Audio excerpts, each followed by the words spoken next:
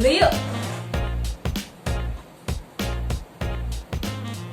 Karena kita selalu punya opsi untuk jadi lebih baik lagi.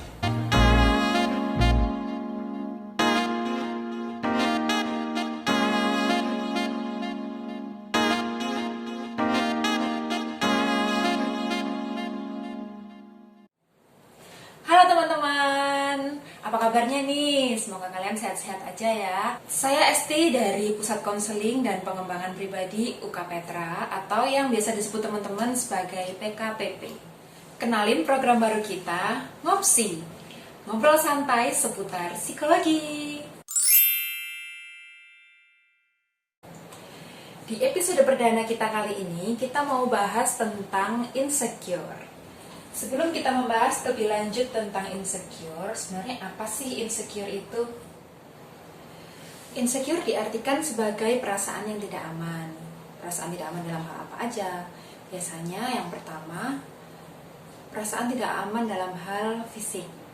Nah, kita sering ya ngerasa, duh, aku ini terlalu gendut, atau aku ini terlalu kurus, aku ini terlalu tinggi, terlalu pendek, atau mataku kok turun, mataku kok sipit. Dan banyak hal lain yang membuat kita tidak nyaman dengan diri kita sendiri.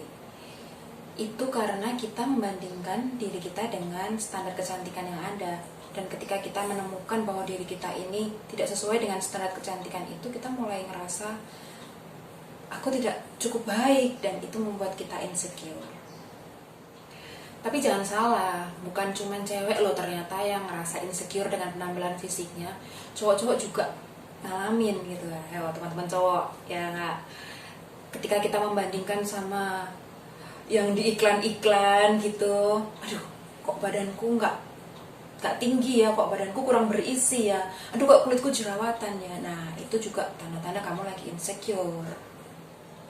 Yang kedua, insecurity tentang intelektual dan kreativitas kita. Kita ngerasa nggak aman ketika kita membandingkan kemampuan kita sendiri dengan kemampuan orang lain. Padahal masing-masing kita punya kemampuan yang berbeda-beda kan.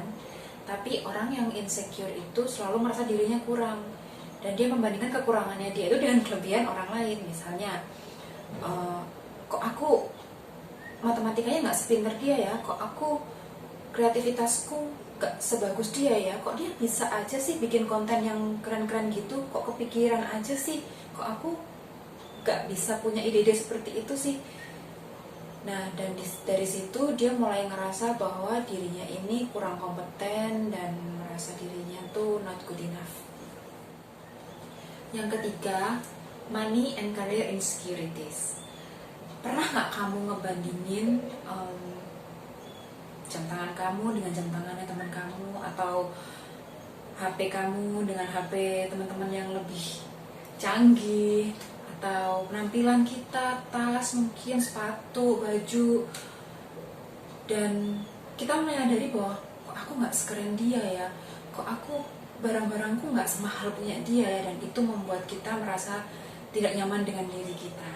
Atau pernah nggak sih waktu kita lihat-lihat story atau lihat di feed Instagram gitu, kita ngeliat ada teman-teman kita posting, wah dia menang banyak lomba, atau wah kontennya kok keren banget, sampai dapat banyak likes, banyak follower, sampai di endorse sana sini, dan kita mulai membandingkan dengan post kita yang ya likesnya segitu-segitu aja, dan kita mulai merasa aku kok gak bisa ya bikin konten sebagus dia gitu. Dan di situ kita sedang insecure tentang pencapaian kita.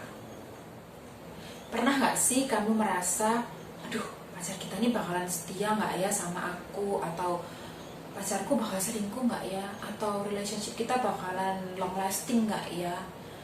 Atau ketika pacar kita lebih memilih jalan dengan teman-teman segengnya, kita merasa, kenapa sih kok dia milih jalan sama mereka gak sama aku, apa yang salah dengan diriku? Atau relasi dengan sahabat kita misalnya, sahabat kita yang berjuang demi mewujudkan cita-citanya, terus kita jadi merasa bahwa aduh gimana ya kalau nanti suatu hari dia meninggalkan aku dan dia punya teman-teman baru lagi yang sevisi dengan dia. Nah di situ kita lagi ngerasa insecure terhadap relationship kita. Jadi, apa kamu sering merasa nggak pede dengan appearance kamu?